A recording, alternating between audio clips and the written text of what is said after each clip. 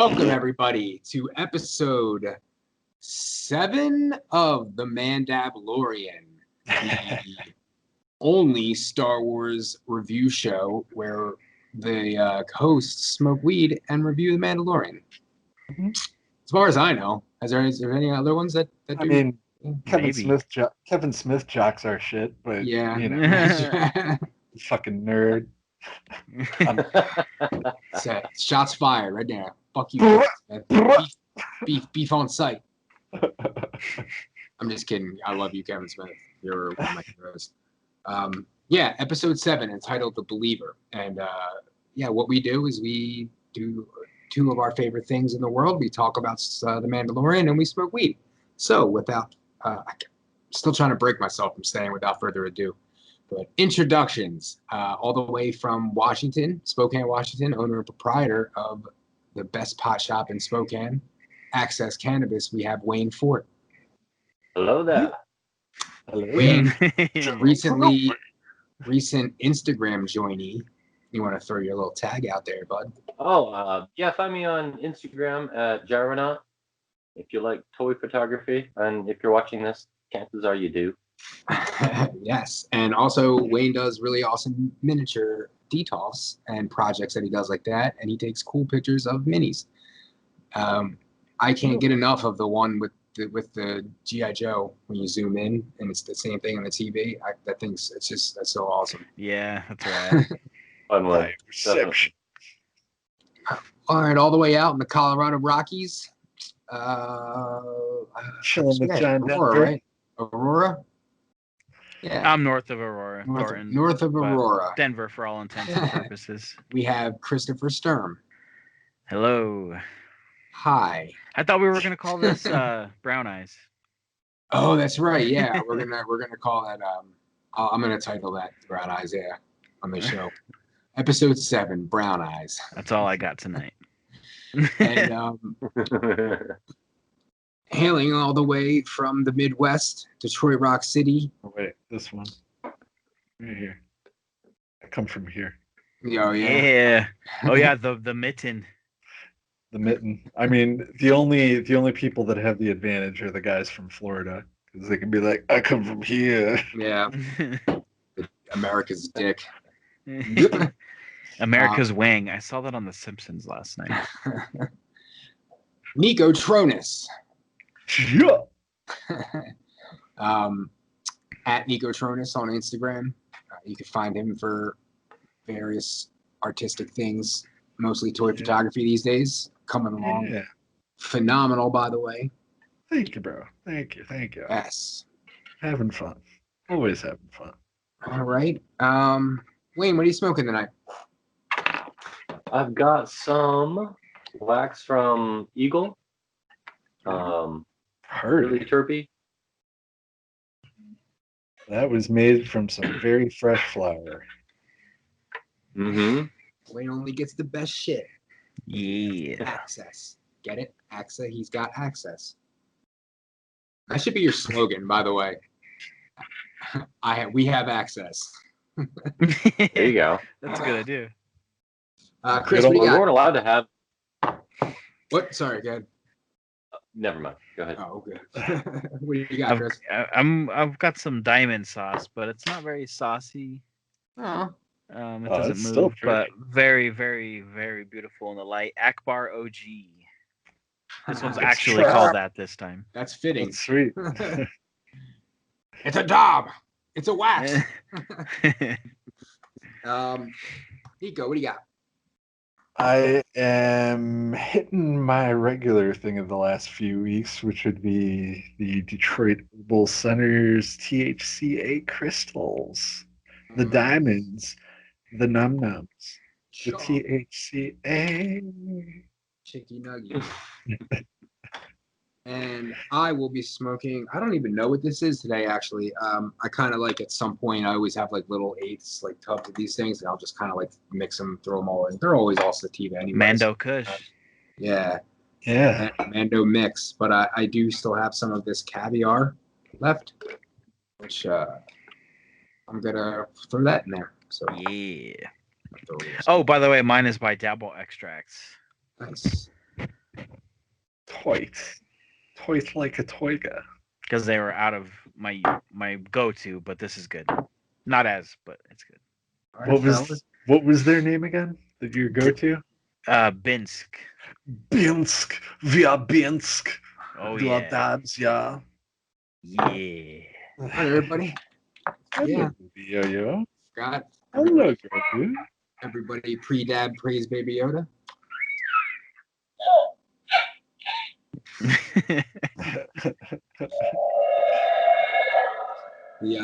The kid here, he fucking loves this thing, man. Every time I come home, he runs to me because he wants to. I keep it out of his reach, so he can't play with it unless I'm home. So he just like he runs over to my computer desk and he's just like, Yes. yeah. He's like, yo, dude, I would like to see the baby. All right, everybody, grab your torches and fire it up. I'm your brown-eyed girl. Do you remember when we used to sing sha la la la la la la la la di da di da, sha la la la la la la la la di da. Okay, everybody good? Feeling good. So, episode 7, Space Boston. Strikes back. Fucking busted. Entitled The Believer. And I don't know about you guys, but I kind of thought that, I know you guys talked about this before about like who's the believer, but like I kind of felt like it was a few people. Like it was like a kind of a blanket statement. 'Cause I feel like, Mando, they fuck with his beliefs. Miggs, they're talking about his beliefs. Even Fallon Hess, the shit that he believes in. Even Mhm. Kara. Even Even Karen, Kara, because she was watching Miggs the whole time and she was impressed by, his character. Like, there was a lot of it. But if we're gonna go right at the title like it, I think it was actually about Din, because I would think mostly you're right. Yeah. yeah, like I think he finally believes and knows that he's got to do whatever it is that he's got to do to be the good Daddy Lorian and get baby Grogu back. Yeah. So I don't know. This episode, there were several occasions where he had to choose between his creed and getting the kid back. Where it was, if we don't go through with this, the kid's gone, and that's just it. I mean, there were several different times when it was, no, let's call it off, and no, he's gonna keep going. Yes. The growth. I've been talking about it all season. I don't know about you guys, but I think for me, like, I feel tentative saying this because I'd have to rewatch the entire season. But besides, take the Ahsoka 0.1 out of it, that's always going to be my favorite just because of what it was. I think this was my favorite this season, this episode. I agree. I liked it. Each episode this season has just escalated. Like it literally feels like we're watching either an escalator or we're actually taking steps upstairs with this show. Yeah. It hasn't gone backwards at all. Yeah. Like I've seen a lot of people online like complaining and saying, "Oh, this was just another filler episode" and all of that. Complete bullshit. Yeah, utter garbage. Anyone saying that there was even the only episode where I could say maybe a little bit was the second of the season when they were crashed on the ice planet, but honest to God, even then, there's so much there to. I went back and rewatched that one multiple times, dude, just because it creeped me out. Like, and it had me so tense because Grogu was in danger the whole time. But I get what you're saying though. As far as it being part of the story, it was probably the least of all of them, but it's still. I wouldn't consider it 100% filler. No, not at all. Each episode has served a purpose. It's been important. It's had a puzzle piece in the bigger picture. So this one, I felt like it didn't, like, maybe why people are complaining is because just maybe not like paying attention much, but like I don't think it except for the end, and we'll go through the episode. Except for the end, it might not have pushed the actual plot forward as much, except for the result at the end, obviously, which is what they were trying to do. But I felt like this was more of like a character depth and like a world building kind of thing. Like they really, really gave a lot of like back. Like I don't know if backstory is the right word, but like just like depth. Like they gave a lot of like information, I guess, or insight to like the characters. Mm-hmm. Yeah, they dove deep. I mean, they spent the most of the time with Din and Mayfeld, which worked. Like it honestly really surprised me. It really leaps and bounds character-wise for both of those guys in this one, in like a single episode. Yeah. So we'll go through the episode. So it starts off. I don't remember the name of the planet, but they're at that like kind of correctional facility planet, and Miggs is he's basically disassembling TIE fighters, right? Is that what he's kind of like taking apart old Imperial shit? Well, it's not just Imperial shit. There was X-wings there. There were all kinds of vehicles and speeders that were there. Probably stuff that just got wrecked in the fighting. Just scrapyard, basically, yeah. And if you noticed in the background, there was a Bothan, and there was also a Lasat, which is wow. Yeah, I didn't notice that.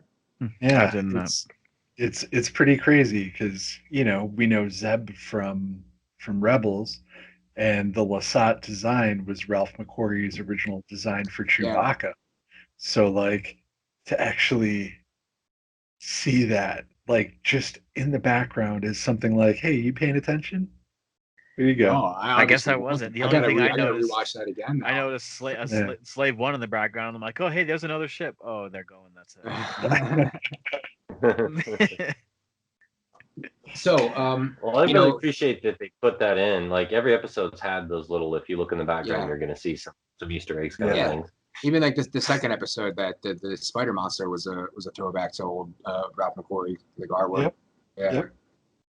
But anyway, so he gets approached by the droid and Kara, and basically essentially they're gonna take him away from prison. They have a mission for him. He doesn't know any of this. That was so funny. He's walking around and he's going like he's basically being Bill Burr, but making Bill Burr a science fiction character. And I love that so much because he acted, but he also made the character Bill Burr. I remember talking to the droid like it's a person. Can't you see I'm busy? I remember listening to an interview one time with John C. McGinley, who was the guy who played Dr. Cox on Scrubs, and they were asking him about like he gets kind of like typecast with that kind of like. Is that the really muscular kind of guy? Okay. Yeah. And Bigelow. He said something which I thought was pretty cool, and he said that there's kind of like two ways of acting. There's one is like character acting, which is you get like Daniel Day-Lewis and like those guys who just turn themselves into a different person, and then there's other actors, other methods where you basically make that your role, as you know what I mean. So like when people say stuff like Al Pacino plays like the same character all the time, which I kind of agree to, but like Rafi from The League. Yeah. Everything he's in. they're essentially taking that character and making it themselves, and putting their own, spin on everything or whatever. So I feel like that's kind of like made me think of what Bill Burr was doing, where Space Boston. He's basically creating Space Boston. He's just creating himself as a science fiction character. And I wonder. Did a phenomenal job. Like now we got to get Affleck in there. Dude, Affleck, and like everyone with a fucking thick ass Boston accent, because they need to be in the bar when they go to Space Boston. Space Boston. Yeah. Well, get to the space yard. He was the bomb in Phantoms. Weird bitch. Phantoms like a motherfucker. Anyway, it was awesome. He sees Boba Fett and he goes, "Oh, sorry, I thought you look like somebody I know." Oh yeah, he's like, I thought you were the other guy. I just finished watching. Other guy I know, yeah. So we see Boba Fett took his ass to a armor detailing place. Got himself some. He just I know. busted out his Boba airbrush Yeah. and like had Slave One on autopilot and was just Yeah. like, Got a I gotta fresh, fix up fresh these coat of greens. wax. Yeah. Hit my armor. It looks nice. It looked awesome. Yeah. I love it. I was mean, like, oh, painted shit. Beskar looks sick too, but I love Yeah. the shine, dude, on Din's armor. Yeah, dude, Din's armor is gorgeous on its own, but I gotta say, like having already made a custom of that repainted Boba armor, I love the way it looks. Yeah. It's just like So- going back and rewatching that episode, it just looks so tight. It's so Oh, yeah. crisp. Oh, I can't wait to see Figure Arts pull that figure out and just be like, "Here's what you want, nerds." Be like, "Yes, it is." Mhm. Use the fat Thor body and No, please no. That body's bro terrible. Thor. That's- Yeah, no, that is No, that was a bad figure. You call him You call him fat. fat Thor, yeah. No, but Yeah. I'm just saying that mold sucked.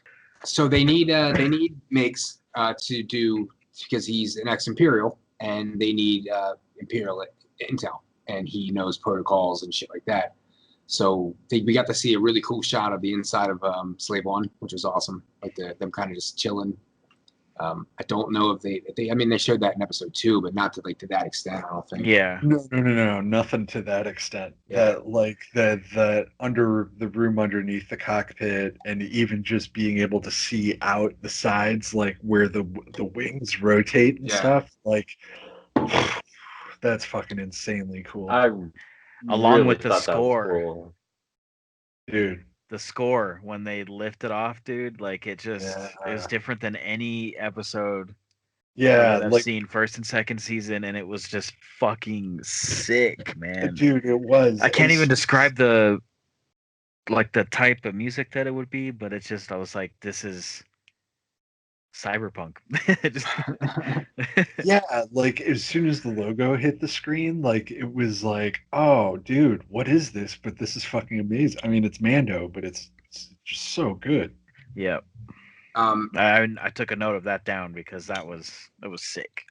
They let Mayfield know that they're trying to find Moff Gideon, and when they say Moff Gideon, he seems to he was like, fuck that. Yeah, he was like, take me back. Yeah, visibly like, nah, I'd rather you guys beat the shit out of me and drop me back off. They give him the old "who'd give you a better view" line, which I thought was kind of funny. Are we in orbit? Let me out here. So Merak, they're headed to Merak, which is a secret Imperial mining lab or mining hub, and they don't know about it, I guess, or he knows about it, but I guess they don't. They never heard of it. Where they are mining, pronounce this right, radonium. Radonium. Yeah. Which, if you remember, is what they used in Rebels to destroy that base, that old Republic base, which was the base that Anakin and the Bad Batch were at in season 7. I forget the name, but it's just cool other little things like that. So we know that radonium is highly explosive and volatile and easily set aflame. They come up with what I call is just a typical Star Wars plan. There's 2 stormtroopers. We're gonna knock them out and put stormtrooper stuff on, and then we'll go in. That's their big plan. They do it in almost like every episode of Rebels. They do it in the first. It's a good plan. It works. The stormtroopers are dummies, and they fall for it every time.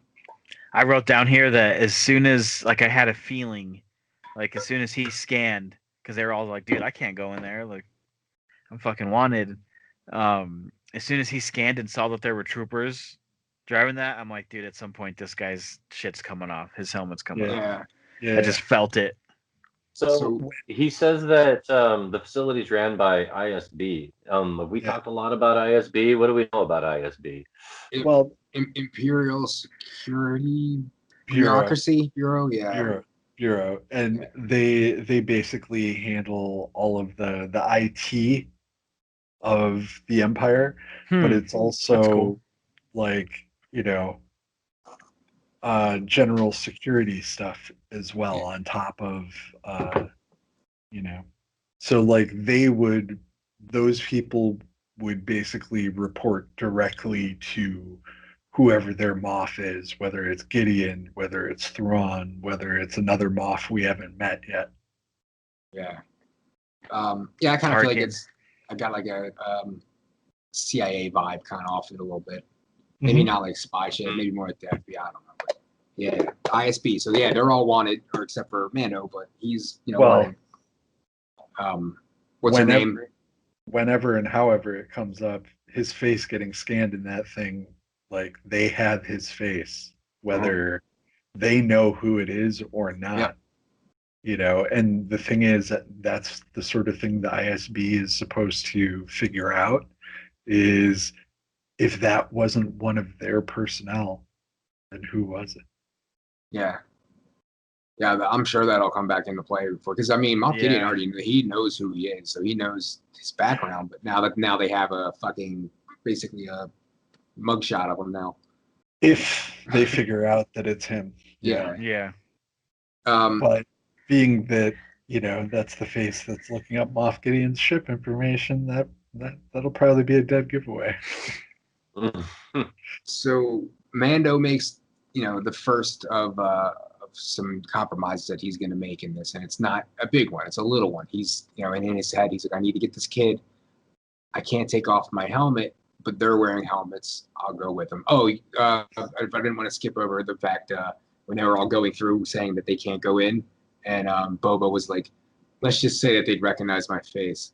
I thought that was fucking awesome, because they would know what a clone trooper looks like, which makes me really hope that like we get him acting as some other clones somewhere down the line.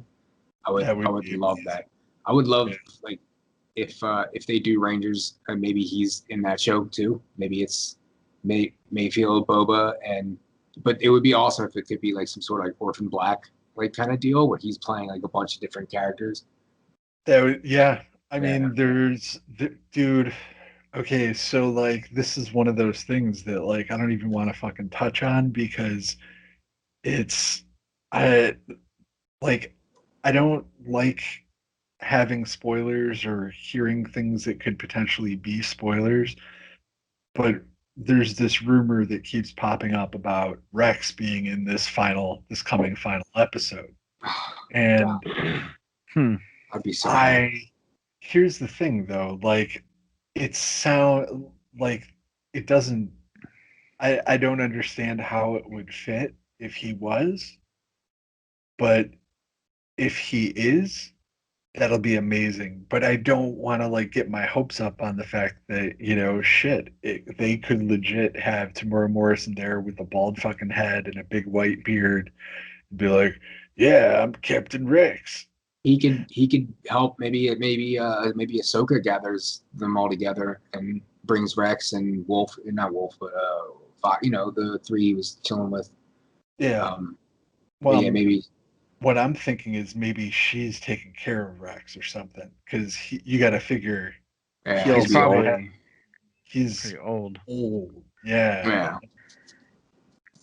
So anyway, he decides that he can go in because he'll just wear the stormtrooper helmet. So they execute said Star Wars plan. Carrot fucks everybody up in the thing, which is awesome. I love how she not only just beats him up, but they let her do like she just did like the double-headed and just clunk.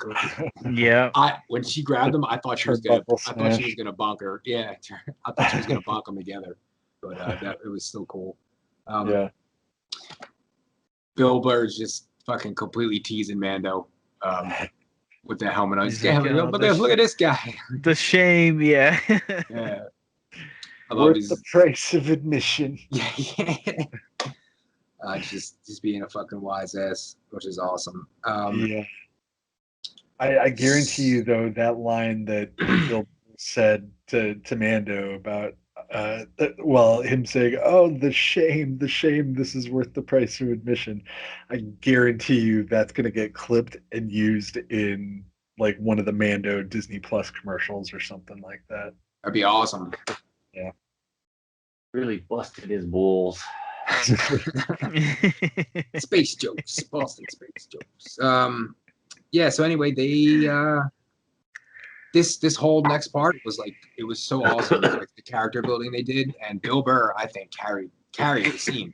Like I know I know Pedro Pascal is a good actor, but he had the helmet on, so he probably wasn't there. I actually wrote down here on the back and forth between him and Cara Dune too. Like he have such a sunny disposition and all that stuff. Like they're back and forth, dude. If they're both in that show together, like way getting ahead of everything. But like I have that wrote down. Rangers show hype, like with them two, with their banter back and forth. Yeah, totally. Fantastic, good cop, bad cop team. Yeah, right, you know, it would be like a fucking buddy cop. Yeah, add Boba and fucking Fennec to it too. Hell yeah! How awesome would that be? One of the best lines in this. That'd be show sick as fuck. Is, you know, what is it with you people or something? You know, by you, by you people. Man-Dab-Lorian. That was an awesome line. That whoever wrote that deserves a fucking bonus. Is it, you can't show your face, or you can't take your helmet off, because there is a difference. Yeah, that was great. That was a decent impression, but that sounded like what's his name? Rappaport. You sounded like Michael Rappaport. Hey Ma, whose fucking cat is this? What the fuck?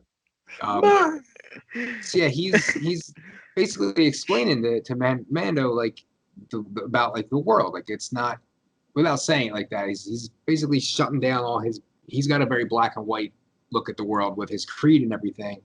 And Bill Burr is saying that he's like, look, I get what you're doing, but what you're basically doing is you're seeing now that you believe this one thing, and now that you need something, you're kind of like loosening the strings a little bit. You know, you're bending the rules just to get your own way, and that's just, you know, no offense, but that's just how people are. That's what people do. Yeah, I actually wrote down too where he says people from Mandalore believe one thing, people from Alderaan believe another, and I'm thinking maybe is he from there? Why would he say Alderaan? It's very possible. He doesn't know Cara Dune's from there. I'd make the point that they're both gone, because he said they're both they're both gone. Maybe that's why, because he knows it's gone. Too. Yeah. Mandalore isn't destroyed though, right? It's just he thinks it is. Well, it's not like it's not under the control of the Mandalorians. It's under control of whoever's in charge, I guess. So right. Well, I'm saying it's not like exploded. Yeah, it wasn't destroyed physically, but the culture, the people, they're kind of broken, and that's, you know, that's a big part of Gideon even having the Darksaber. It's like, dude, if honestly, that's what I want to see more than anything. I want to see Bo-Katan show up and fuck Gideon up with that spear, not Mando. I want to see Bo and Moff Gideon go at it over that Darksaber. Well, Wayne, you were saying something? He can fight though too. Mm-hmm. Oh, I probably lost it. Yeah, sorry. That'll happen on this show. We might lose our train of thought. So yeah, Bill Burr offering some very surprising insight to the world. Even with him looking at, you know, this kid that's Mando was looking at this kid as they were rolling by, and you know, I think he saw a little bit of himself. You know, I don't know, it just kind of felt like he was looking at him like he was when he was a foundling and shit like that. And he, you know, Bill Miggs is saying, he's like, look, these people don't care about the Republic. They don't care about the Empire. They just they're just trying to fucking live. And all we're doing on either side is basically ruling. We're ruling. He's like, somewhere there's a ruler and somewhere there's the ruled. And that's how they see whoever's in charge. Like it doesn't matter what side you're on. To them, you're just invading their land, which I thought was pretty cool. I actually wrote down the quote that he says afterwards when he's talking about the cross. He's like, everyone has their lines that they won't cross until shit gets messy. He didn't say shit, but because as far as I'm concerned, if you can make it through your day and still sleep at night, You're doing better off than most. And he says this in a way where it seems like you could tell now that he's got some shit, that he's losing sleep over. Mm-hmm. And I think possibly going to jail, whatever space Boston jail is, probably fucked him up a little bit too. Like, for sure. Got him rethink Well, it gives his you life. time to think, I'm sure. Yeah. So you're like, Get some perspective on life and be like, you know what? If I could go back, I wouldn't do that shit again. Exactly, which is what should happen with people in jail. Unfortunately, True. it doesn't always. yeah. Not a lot of people learn how to be better criminals in jail. Well, I noticed at the beginning of the episode, Mayfeld wasn't mad at Mando when they first met. He was more concerned that Mando might kill him, if anything else. Right. But you would think that, he captured him and put him in jail, and it's his fault that he was even there. But he didn't seem mad at him about it. Yeah. It's a really good point. I didn't even think of that. I mean, they trapped him in a prison. They trapped him in a cell and bounced. And he's like, well, this motherfucker got us all, dude. And I mean, we kind of deserved it. Yeah. Right. And then pirates. We get space pirates. Dude, I don't want to get ahead of each other, but I actually I counted how many he took on. Oh, the boat. We're at that part. Without Beskar. Yeah. Which, by the way, was an awesome insight to how badass Mando is, even without his armor.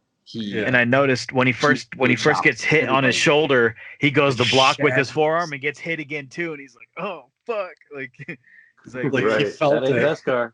Yeah. he realized all those dudes. His left make a real shoulder point to show it's gone. Yeah, it gets completely shattered during the fight. Like one of those guys swinging the one hit. Yeah. One hit quick.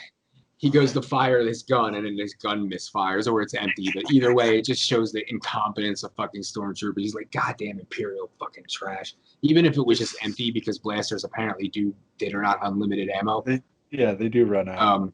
Even having a trooper that was carrying around a fucking empty blaster like an idiot. He destroys everybody. It's awesome. He does this. They do a really cool action scene where he kind of picks up the fucking spear and he's kind of testing it and just boom. Oh, this was it a spear? You know what I mean? It was like that was a one of the guys. The thing they were using to pry it up. I don't know about you guys, but as soon as I saw them pirates, I was thinking there is a definite chance that we're going to see Hondo in this episode. It didn't happen, but that's what I was fucking hoping so much. Is he from there, or is that just the same? Nah, but it's just space pirates. No. Hondo's a Weequay. Yeah, like the guy from the bar. Those guys those guys kind of reminded me of the guys that had the child in the very first episode. I know they were different species, but are they? They're actively fighting the Empire. So are they rebels, or are they just some odd faction?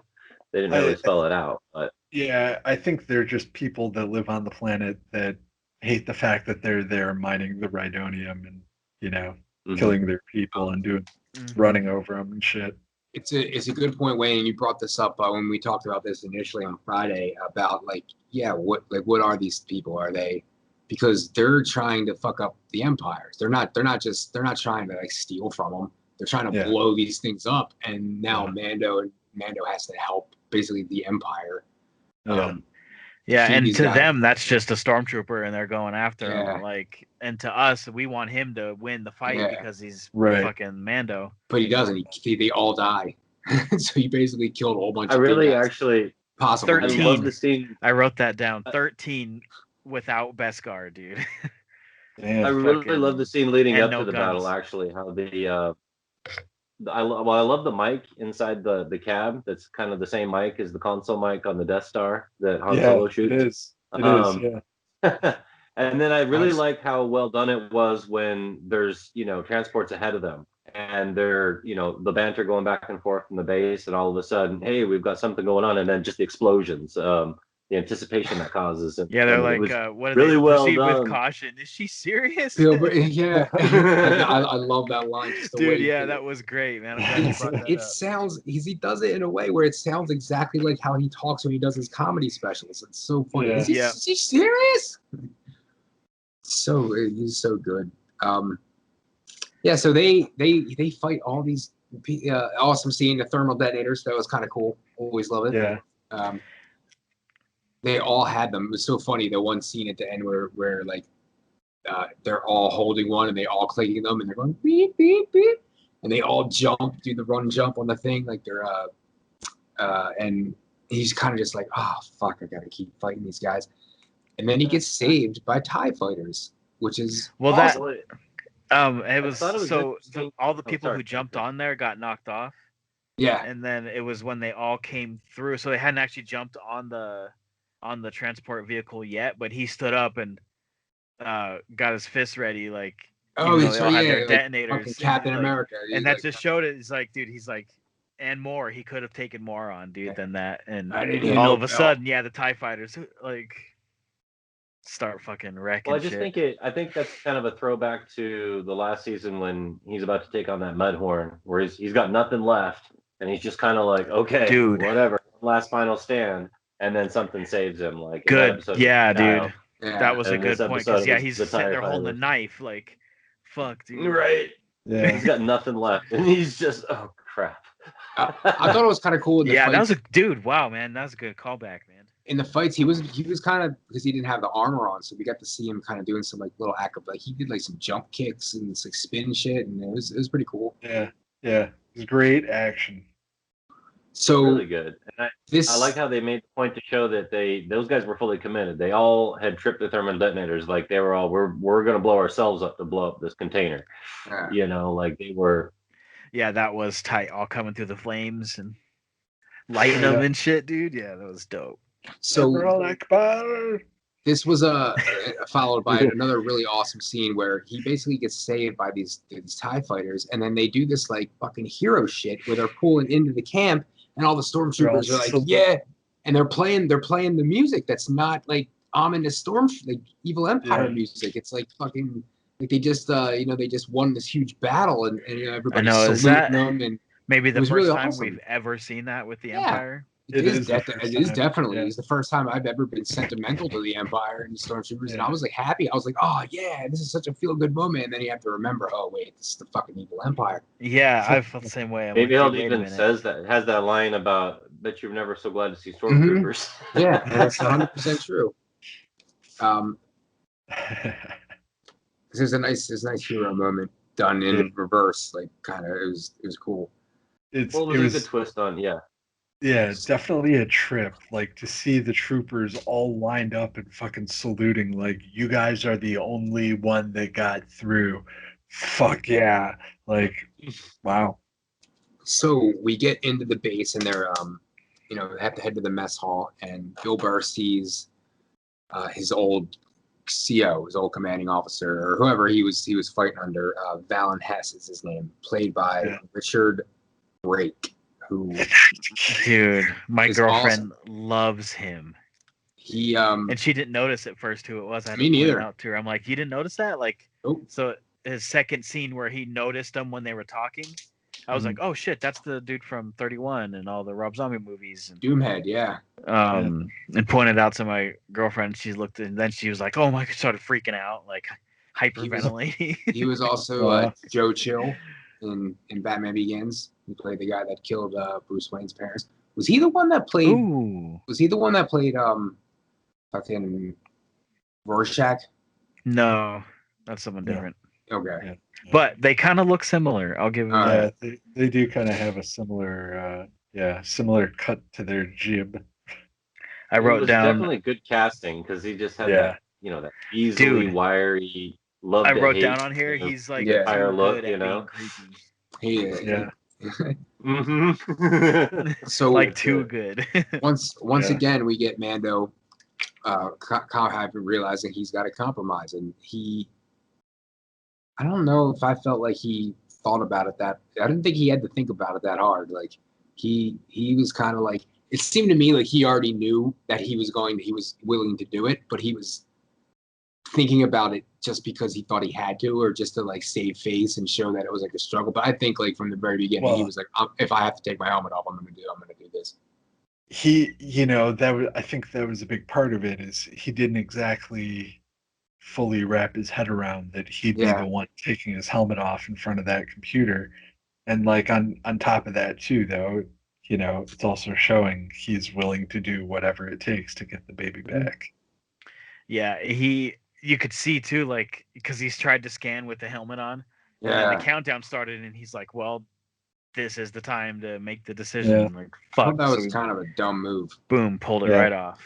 I felt like he again spent. I remember I talked about this last time. Is he's doing some things that I wouldn't feel like season 1 Mando would have been doing, like as far as like making decisions that you're like, why is he doing that? Like, or like, doesn't he realize that this is not a great? But like again, like we talked about before, like he's not himself. He's very distracted by the fact that he's now basically a dad and now he has to get his kid back. So he's kind of like panicky. I feel like a little panicky. So yeah, he takes his helmet off, and we get Pedro in the house. And I, at first, when I saw these upcoming scenes with Pedro, I was like thinking, I didn't feel like Bill Burr was like being a way better actor. It doesn't seem like he's being. But then I kind of thought to myself, like he looks uncomfortable because he's acting like what Mando would be. He's very uncomfortable in the situation with his hat off. He doesn't know what to do. You're seeing his face and his performance as what it would be if he was wearing that helmet. Like he was that freaked out and that just like literally deer in the headlights. Yeah, just imagine like for the first time since he was a kid, no one has, and now all of a sudden he's in a room full of people and they're all seeing him, and you could tell he's just like so uncomfortable, but keeping it together enough to barely. Dude, it was because he's Mando. He's not dumb. He's smart and he can talk. And when Balin's trying to talk to him, he doesn't know what to do. And I feel like Mando probably could have maybe not talked his way out of the situation, but he would have. One thing I thought was kind of weird is I feel like if they were going into this plan, Miggs would have kind of like got him up to speed about like, hey, this is what you have to say. Somebody addresses you. This is your TK number. Yeah. That I kind of thought was like a little plot hole. But, that's a good point. I think if they hadn't gone through the pirate attacks and all of that, there probably would have been that exchange of information. But possibly. All right. Yeah. I can see that.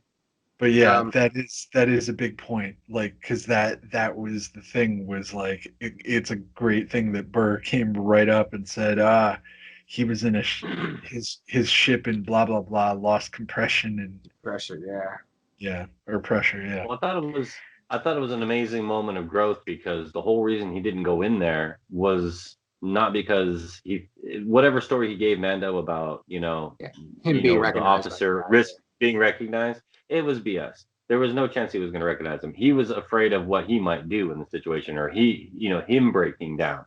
And the fact that he was willing to swallow that and then jump in there to save Mando was I feel like a major turning point for him.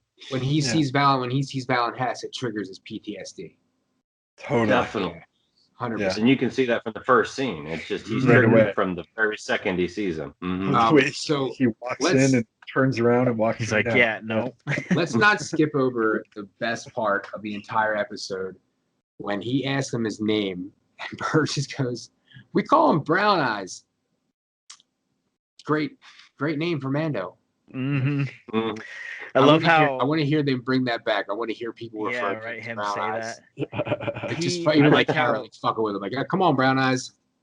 I can't remember his name, but how Richard Brake, when he's like, "What's your name, officer?" Like yells it like he's yelling at a deaf guy. Dude. What's your name, officer? Yep, I have it written down. Mando, not very slick, but I talked about that already. Because he's being distracted. Actually, sometimes it's hard to read my name or writing. I thought another awesome line that whoever wrote this should get a fucking bonus. He goes, "Come on, we got to get out and fill those TPS reports." That was such an awesome throwback. If so get great. That, it's to the office, the office space. Hey, Mando. what's happening? I'm gonna introduce Great. Saturday. Dude, what if they got fucking that dude to play Oh my god, That would have been What's his name? insane. play the officer? Oh His name my is god. it Lundy? You fucked Lundy? yeah, Lundy. Lumberg. Lumberg, yeah, That's Lumberg. what it is. Um, Lumberg. so they're right on the cusp of getting away, and he fucks everything up by saying, "Let's go get a drink. You guys are the only guys that made it through. I'm gonna treat you to a drink." So they sit down, and this is just another.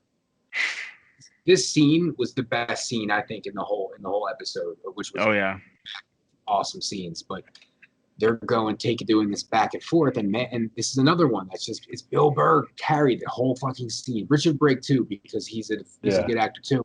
But Pedro Pascal, again, doing an amazing acting job, being uncomfortable and disoriented, silent. Really all he can anything. muster over is like glancing over and being like, dude, don't like. Yeah, like looking at him and just slightly shaking his head, just giving him a no with his eyes. It's just like, oh man.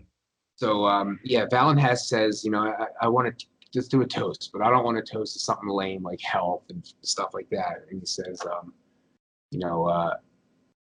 let's toast to something a little less rogue, which I don't know what the fuck rogue means. I should have looked it up. But Bill Burr says, how about we toast to Operation Cinder? And maybe you guys can help me out with this, because I looked up a little bit, but apparently this is a Battlefront thing. Mm-hmm. Yeah, it's from Battlefront. I know it's a part of the story, but like they used Rhydonium to basically level an entire city, including all the stormtroopers that were fighting in it. Wayne, did you remember this from Battlefront? I didn't do any digging on this one, no. I mean, I don't. It couldn't have been the first Battlefront, because that was just like. What if I remember right, it was just like a go defend this position. I wonder if it's the new Battlefront 2. I think it's, or if it's Battlefront 2 on OG Xbox. I think they did some comic books that were also Battlefront kind of related, and I think this was some part of that too. So apparently, from what I understand, Operation Cinder was a contingency plan created by Palpatine, where if basically he died or if he was going to lose, it was kind of basically like the Hitler thing, where they said that he had he was going to blow up Germany. If he lost the war, he was going to blow everything up and take everything with him. It was kind of like that. Like if he lost, it was just this contingency plan to just fuck everything up anyway. But I guess Valen Hess used it. They had it in place in different places, and he used it to destroy a bunch of planets. And one of the planets was Burning Khan, which is either a city or a planet or whatever. That was part of Operation Cinder. And so he says, there's a man who knows his history. And he goes, not only, he's like, I don't know about it, I was there. And then we're getting, again, more character depth of him basically just being a soldier, having PTSD, and maybe right now realizing that he was fighting for the wrong side, changing his beliefs. So again, he's the believer. He's realizing. And I feel like, I can't really speak on this because I didn't serve or anything, but Wayne maybe can. Like if there was an officer or something like that who fucked over a whole squadron and you were there for it and you got the chance to face him without having a consequence of speaking out of line or something like that, what someone would say to that person, kind of, I don't know, maybe I don't know if that's true or not.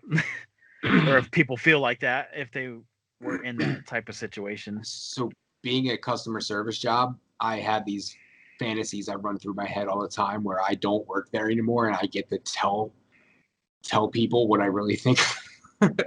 Tell customers, customers that don't tip and shit like that. I want to lay into them so hard, but I can't because I still work there. So I kind of have these fantasies in my head where I don't work there anymore, and I run into them and we're talking oh, you used to be the delivery guy for that. I'm like, yeah, you know what? You're a fucking dick. I still probably would never do that, but but yeah, no, I get what you're saying. This is his opportunity to get some shit. He even says it later. I have to get some shit off my chest. Yeah. he's getting a chance to tell this guy exactly what the fuck he thinks. And I wrote this down because I thought this was just amazing directing and also acting to go with it. But when he's having this conversation with Val and Hess, there's a point where they're basically two underlings and Val and Hess is talking to them.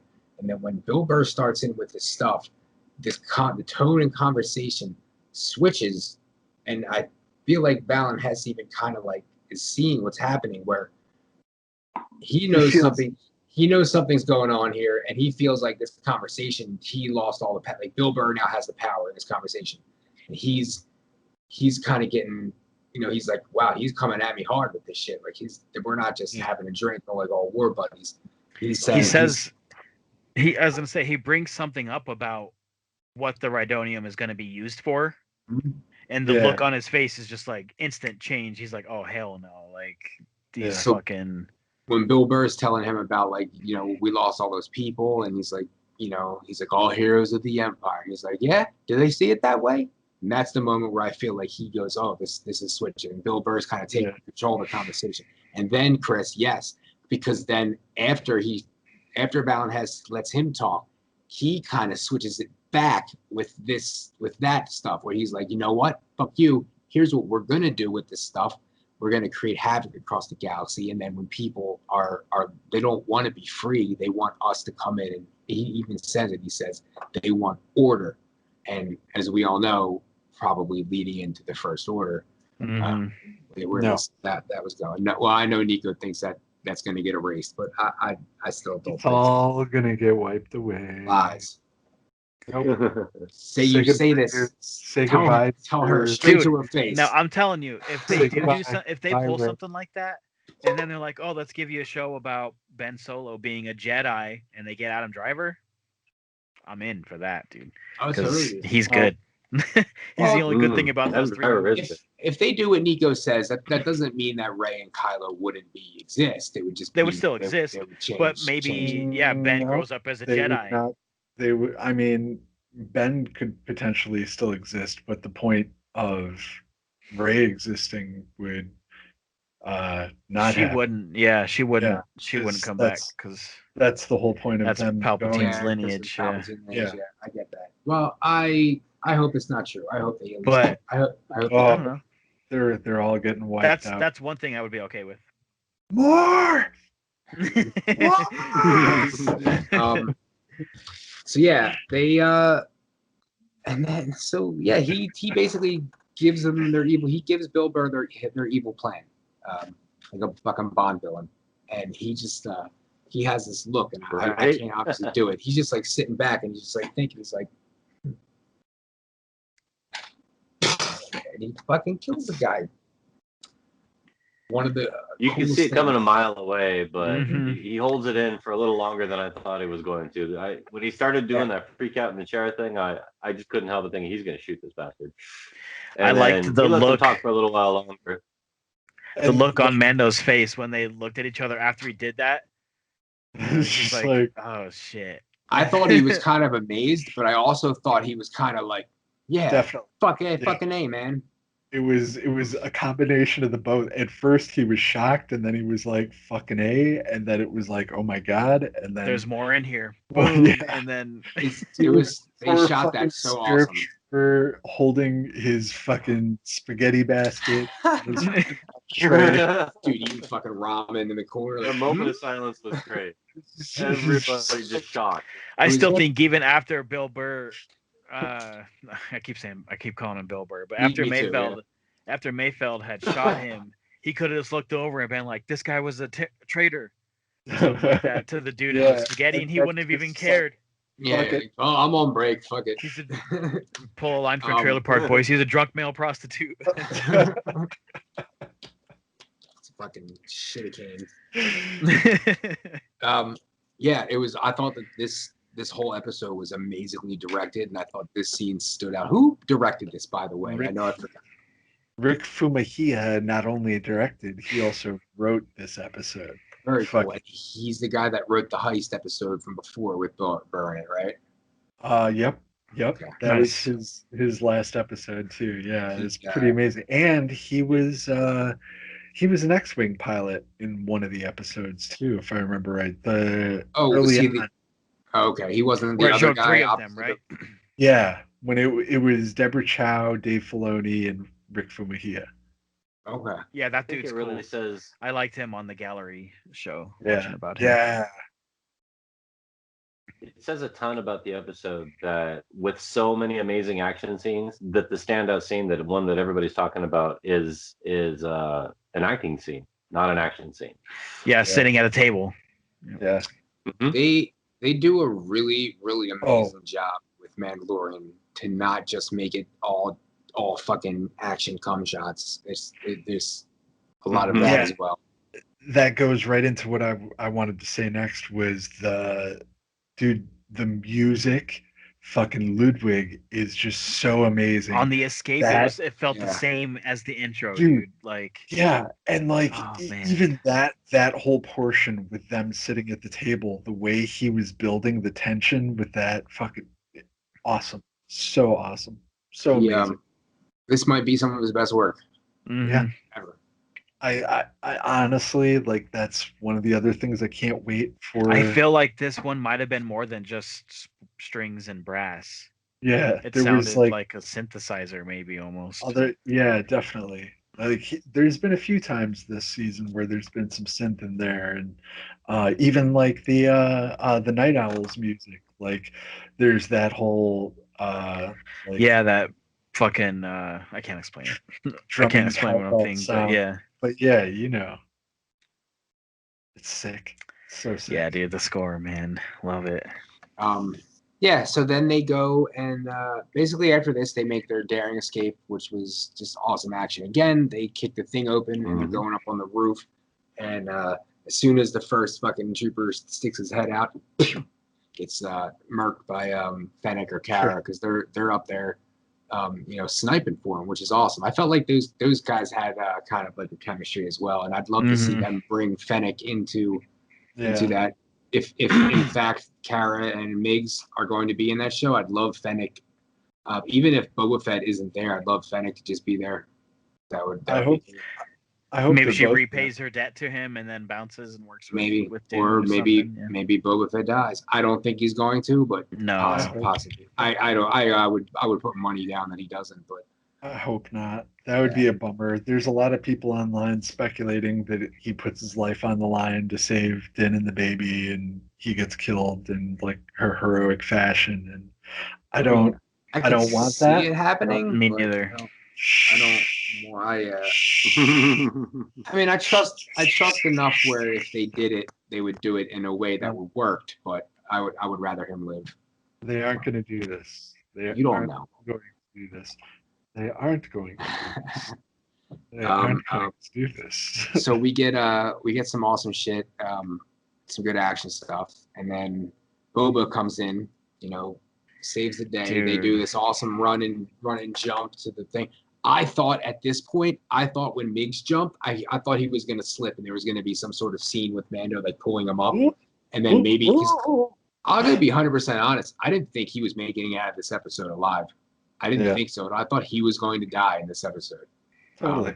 And I thought that might have been the moment he did it. But no, he didn't. He saved him. And not only did he save him, but he swagged out and he goes, "Hand me that cycler rifle." And he grabs it. And sometimes I'll forget it was mentioned before, but he was a Imperial sharpshooter. And he wasn't a stormtrooper. Chris brought this up last time. I completely forgot about that line, which was so awesome. But he goes something about them not being able to shoot. He goes, "I wasn't a stormtrooper, wise ass." That was from the first season. But yeah, he and you know what was cool too? Like when I didn't think about this until my rewatch, and I noticed it. He zoomed in to the transport they were driving. Yeah. And I was like, oh, they made it a point to show one of those pirates prying that door open, and he got the door open. Yeah. And so when he was aiming, he aimed at the transport with perfect shot, and he hit the rhinodeum and basically murdered again, just mass murder again coming to fruition in Star Wars, which I'm okay with it. some Dr. I liked how he told him too. We all got to sleep at night after he shot it, blew it up. He's like, all got to sleep at night. bringing back And- his line from before about not being able to sleep at night, which was awesome. Yeah. And then just all the Slave One action, dude. I'm loving it. So Oh, I want just to let every- Wayne jump in here because he was very excited about this. So why don't you explain to me how awesome it was when they released that? I won't say it, but you know Honestly, what I'm talking about. There were a lot of things about the prequels people didn't like, but everybody loves the seismic charges. You know, whether it comes up in video games, whether it comes up in the sound that it makes, the way that my arm hairs, stand up when the little chamber opened and when he hit that to drop down, and we got to hear that sound. And I'm needing a yes. full size one of I mean, these right it about was- now. For real. Oh my good. It was the cherry on top of a perfect episode. It was fan service, I know, but it was so The on right point. kind. There's nothing wrong with fan service. There's a right way That's to do what it, they're and doing. that They're was supposed to be servicing the fans. Exactly. Right. Yeah. Well, that and was it was a good amazing. situation to use it because those guys were they Disintegrated. were not in a good situation. So amazing. Just the way those TIE fighters crumbled from that too. It was just all I epic have shit. wrote Beautiful down was shot. just the blast. Yeah, the way they- exclamation points yeah. in my notes. Yeah. Before we finish, should we? I was gonna say actually, if you want to just keep going, let's take 5 here and do another dab. But as we do that, I'll send my paper through now. Oh, okay. So if you guys get This is the way now. This is the way. Oh, this is the way. This is the way. Oh, this is the way now. This is the way. Oh, this is the way now.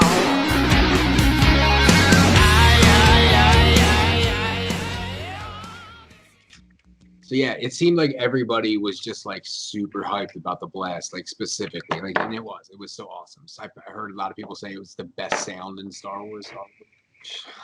I mean, it is one of the best sound effects. One of them. I'm coming to agree with Kyle. The sound that they make when Klaxon. they're scrambling fighters on the Klaxon, Death Star. I love the way TIE fighters sound, dude, when they're like screaming across the screen. TIE fighters are Or a how good about- sound, yeah. But Slave One that itself. silence, dude, is like, love it. Slave One sound is very distinct too, and it's been really nice hearing it again. Like when it first came on the screen in the last episode, Yeah. it was really like you could hear it before you saw it. And for the people that remember, it's just like, oh my god, I know that shit. Yeah. So yeah, they make their escape, but their successful escape, and Miggs blows up the entire thing, and they use a seismic charge to get rid of these TIE fighters, which it's just awesome. It fucks them up so bad. And oh shit, my bowl's still smooth because I got the hash piece in it. Yeah. So yeah, then they're landing, and they're making their way through, saying their goodbyes, and Miggs he basically walks up and says, "All right, officer, let's go." She looks at Mando. She goes, first she says, "That was some nice shooting back there," and then he goes, "Oh yeah, you saw that, huh?" And he says, "Yeah, I was just getting some shit up my chest." Again, doesn't say shit. Ad-libbing, taking creative liberties with Boston. He said, "I had to get some stuff off my chest," which is a nice cap to his kind of like character shift throughout this episode. Kind of giving you more of like a sympathetic like view overall of him, where I felt like the first, he was awesome in the first season episode, but he was kind of just like a He was definitely the antagonist. he was a good. henchman basically, he didn't have any like depth to him, I don't think, which was fine, but now he does. It's awesome. I really hope that they well, so anyway, Kara gives him Mando this look, and she goes, "Yeah, well, it's a shame that prisoner number whatever 34667. that he died on the attack on Morat." And Bill Burr's looking at her like, and like you said this, Chris, too, when we were talking, but like it seems like he thinks that this is where they're gonna kill him now. So he's he starts looking at freaking out right away. Like, hey, what do you mean? What do you mean? What are you talking about? He's like, I'm here, dude. I didn't die in that. and then and Mando says, yeah, that gets he agrees, and then he starts it starts dawning on him that they're giving him a way out, and he's still just kind of like, are you letting me go? Because I'll go. And then he walks away, and as he walks away, he stops him, and he's like,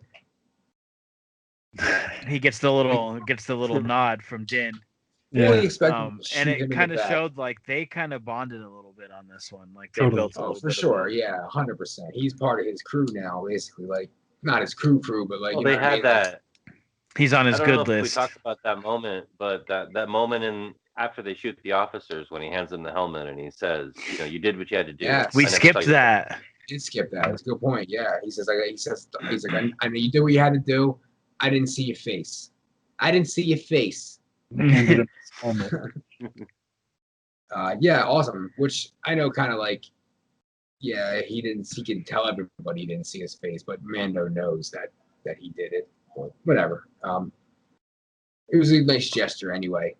Yeah, he walks off into the jungle, presumably to find some sort of transport, whoever he's going next. And we end this episode with an amazing scene where Kara says, "Did you get the coordinates?" He says, "Yeah." She says, "What's our next move?" Cut to Moff Gideon in his light star cruiser, or whatever they call it, and his officer comes up and says, "I got something that you got to see," and he plays this recording or transmission of Mando just swinging to big dick energy and just feeding. Basically, he tells him exactly what Moff Gideon said to him in the first season. And I didn't have it written down, but we all know the gist of it. Dude, He says, Yeah. Close. It's very close. There's only two differences where Din says soon I'll have him back, and Moff Gideon in that first step or the first season said in a few moments I'll have him back. Right. That's the only difference, because he's It not was- there yet, but like, dude, almost verbatim says the Yeah. same thing back to him. Like that was, I was like hyping, dude. I looked over, my girlfriend was crying when he got to the point where he said, he means more to me than you'll ever know.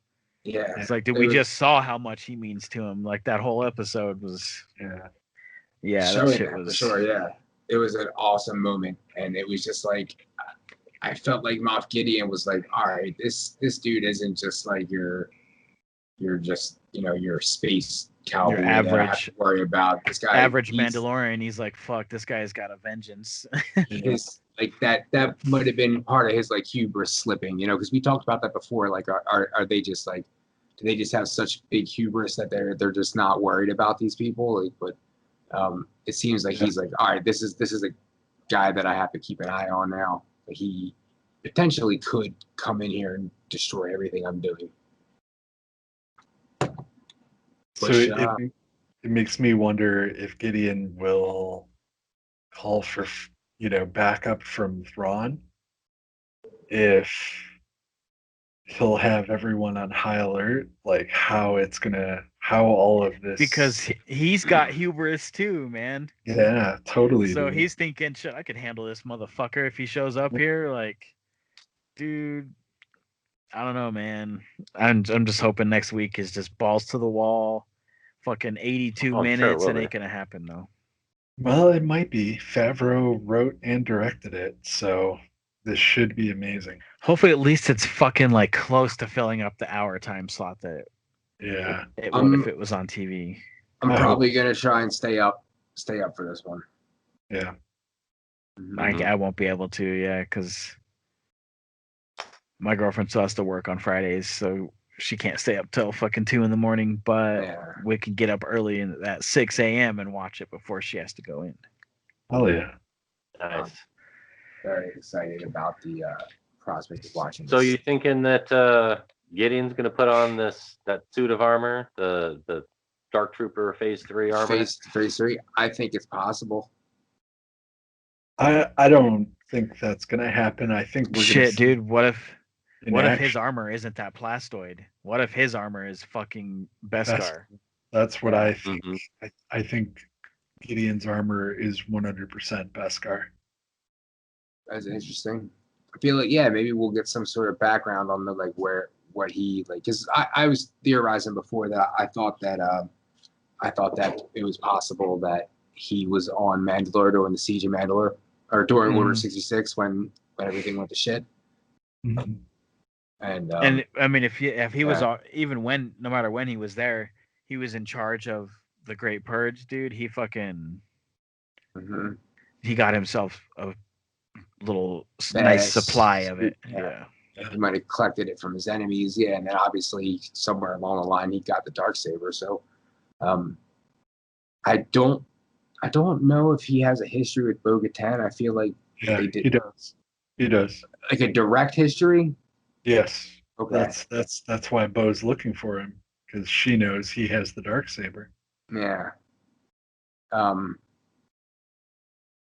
Yeah, I just mean as far as I don't know if maybe he was the one have that they met before. That's what I mean. Did he directly they have a direct confrontation? confrontation? I would assume probably, yeah.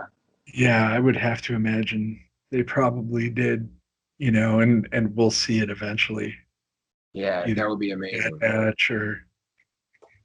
Well, they've got that ship that they hijacked, so they've got a way to, get out there. So, conceivably.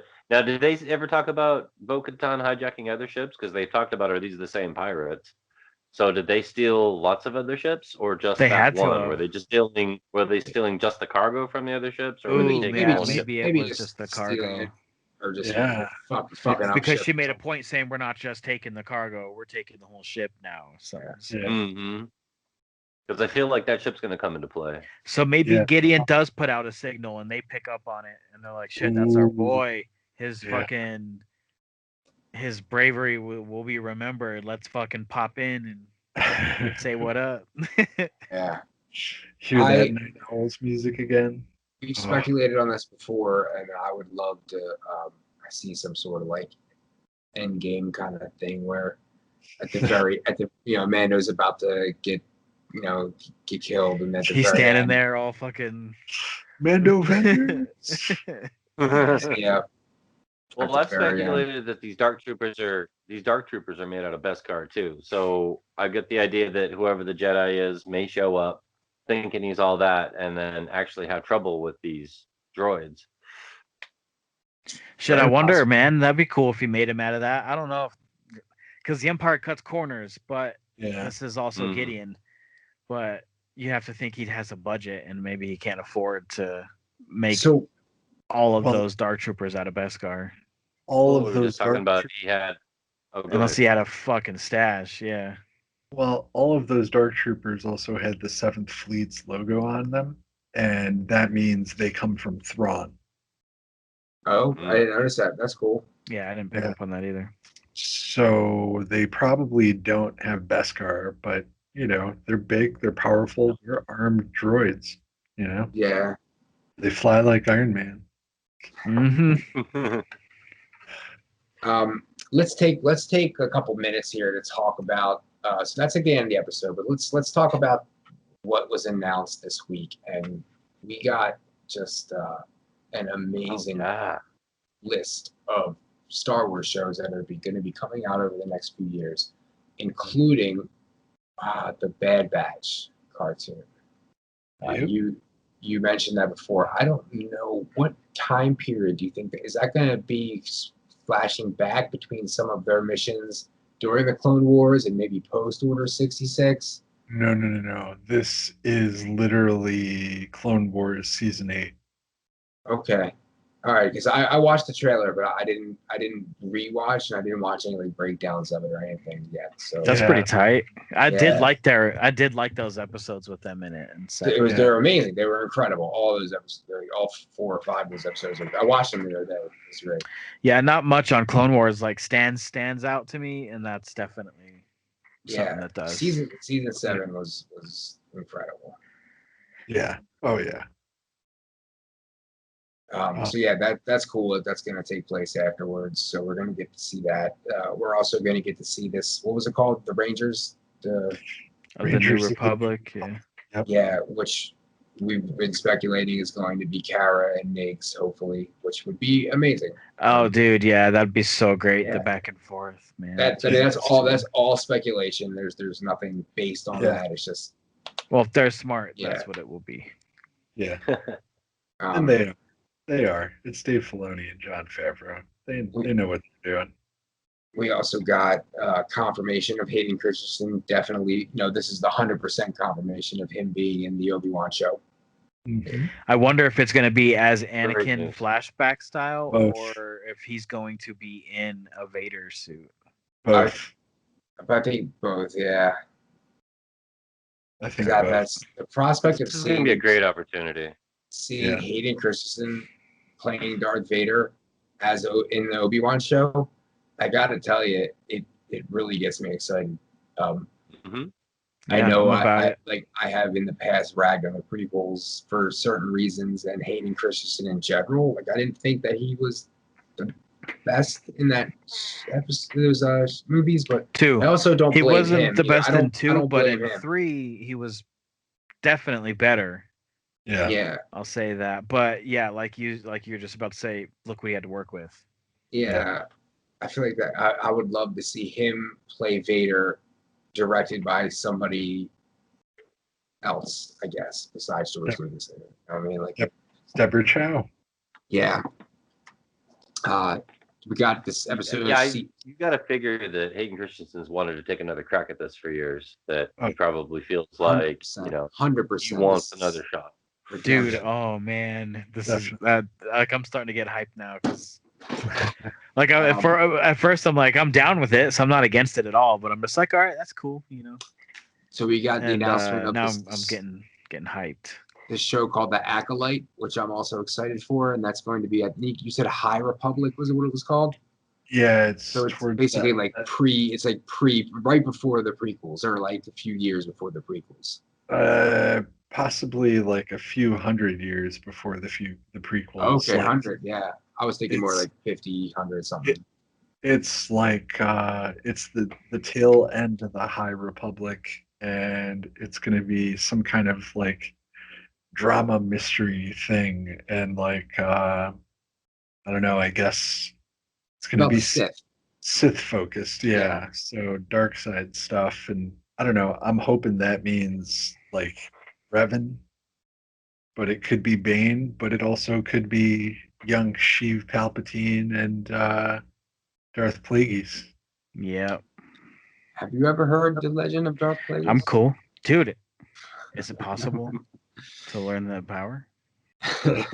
It's not a tale the Jedi would tell. Great stuff. Man, that'd be cool, young Sheev.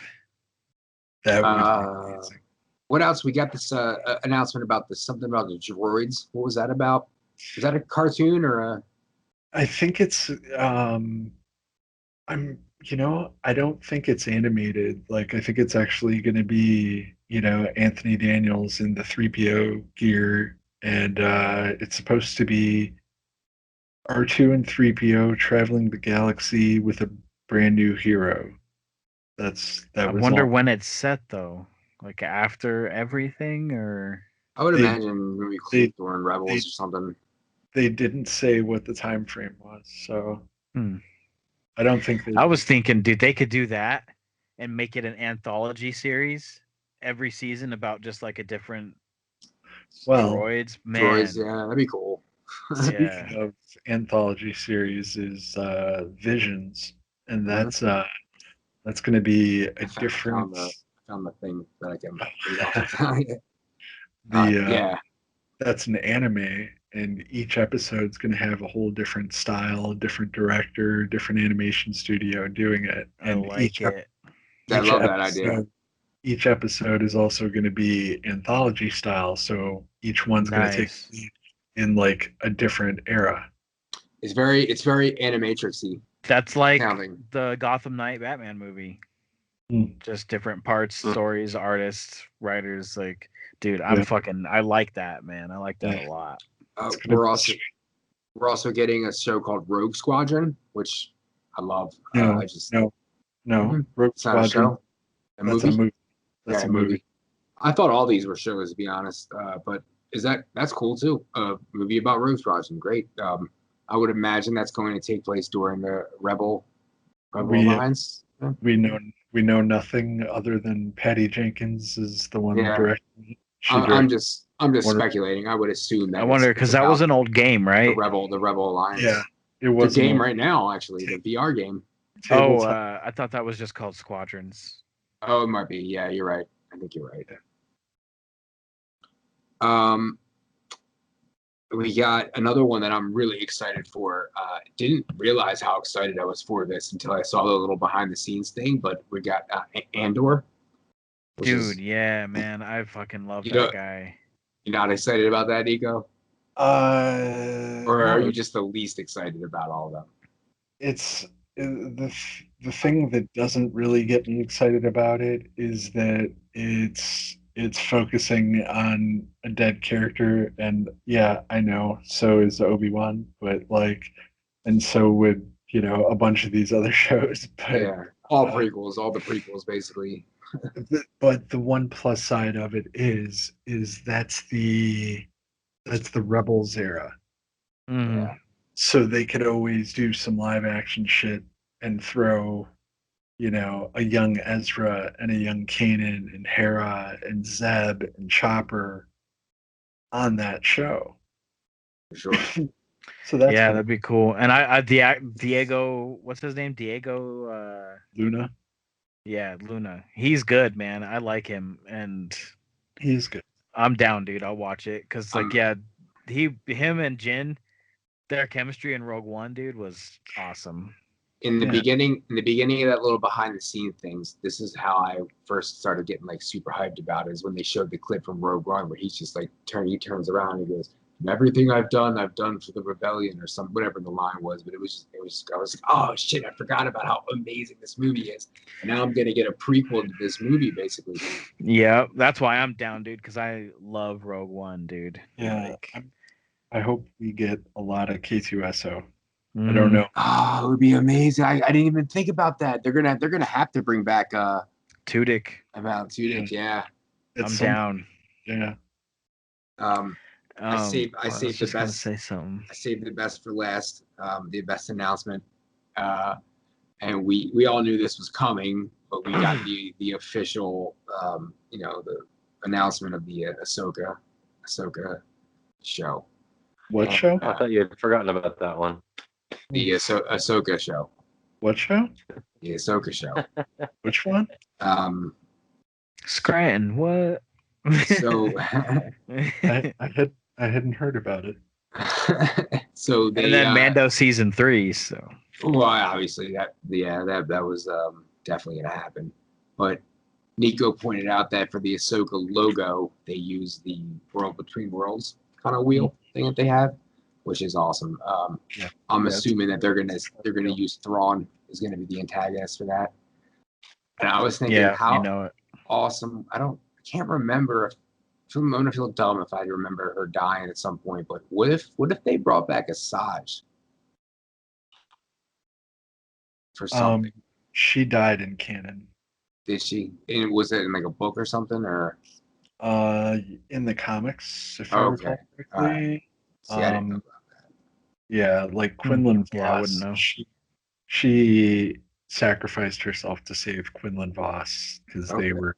they were lovers. Quinlan, you mean the hippie? Yeah. Yeah. The Jedi she played. The big Lebowski Jedi. Call me, dude. Spark Oh. that Camtona spice. Yeah. All right. Well, that was a bad thought then. I didn't read them comics, but I thought that would have been cool. Yeah, she did. I don't know what. I would hope that in the Ahsoka's show they would bring back some Rebel stuff. Maybe that's where they're going to search for Ezra, because they ended Rebels with her getting Sabine to presumably go find Ezra, and That would be cool. She's searching for Thrawn now, so I really want to see them bring some of the Rebels characters into live action. It would be cool. And now that we've seen a Lasat, Yes. it's all possible. Maybe that was Zeb. Maybe he's in No, he was on that new planet with all the other Lasats, like repopulating it. Yeah.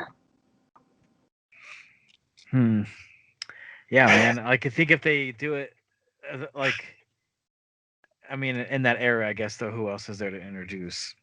So they're gonna be doing people, but yeah, man, I'm excited to see if they keep doing what they're doing, like in Mando, how it's not a main focus, but something you just get to see, for an episode or two, and you're like, damn, that was tight.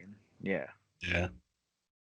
So that's all the shows, and I think we can call this a wrap now. Does anybody have any final thoughts or like speculate? I can't even really speculate as to what's going to happen next week. I just the possibilities are so vast that I don't even want to.